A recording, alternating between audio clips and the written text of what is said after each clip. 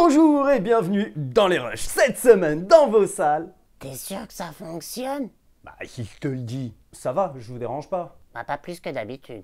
Ok, alors cette semaine nous avons mes jours de gloire. Ah, ça a une drôle d'odeur quand même ton truc. C'est un projet scientifique et non culinaire. Mes jours de gloire, c'est l'histoire d'Adrien qui approche la trentaine. Mais c'est un vrai Peter Pan.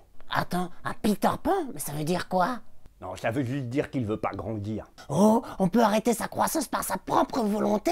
J'ai vraiment pas le temps pour ça. Cette semaine nous avons aussi Dark Waters. Encore? Non, je t'arrête tout de suite, ça n'a rien à voir avec le film d'horreur japonais ou son remake. Oh oui, mon gros chat. Bon, et tu vas me finir par boire cette potion? On retrouve Mark Ruffalo dans le rôle d'un avocat spécialisé dans la défense des industries chimiques.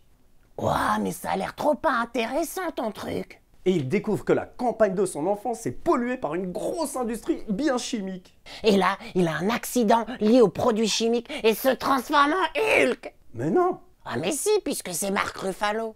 Bon, arrête de faire l'idiot et dis-moi si t'as bu cette potion que je t'ai concoctée. Ah bah si, je l'ai bu, mais ça fait rien. Oh, à part l'envie de vomir.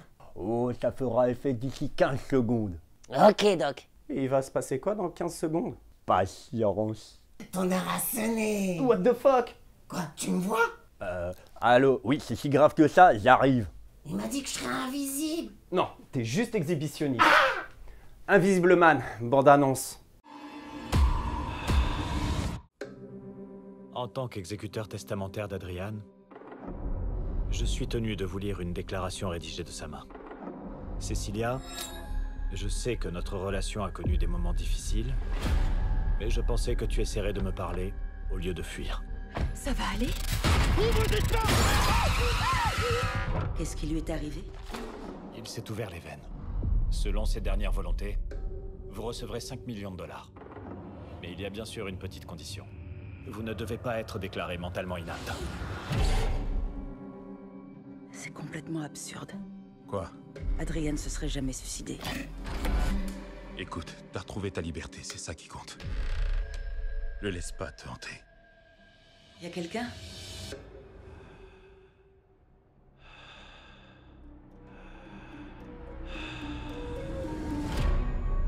J'ai peur. T'as plus aucune raison d'avoir peur de lui. C'était un sociopathe. Il contrôlait tout. Absolument tout. Il disait que je pouvais toujours m'enfuir, mais qu'il me retrouverait. Et qu'il s'approcherait de moi. Et que je le verrais même pas. Ça va? Quelqu'un est assis dans le fauteuil. J'ai découvert quelque chose qui peut prouver que ce que je subis est réel. Fais-toi aider. Adrien est mort. Je suis allée chez lui.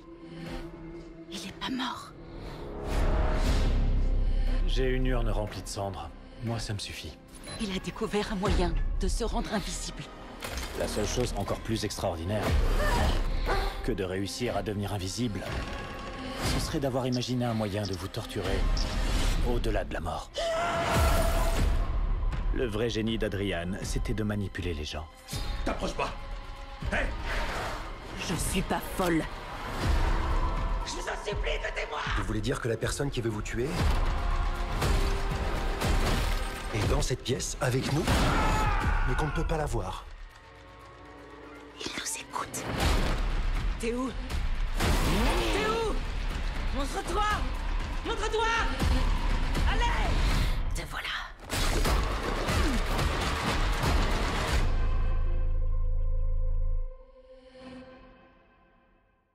Sinon, cette semaine, nous avons aussi The Boys, la malédiction de Bram.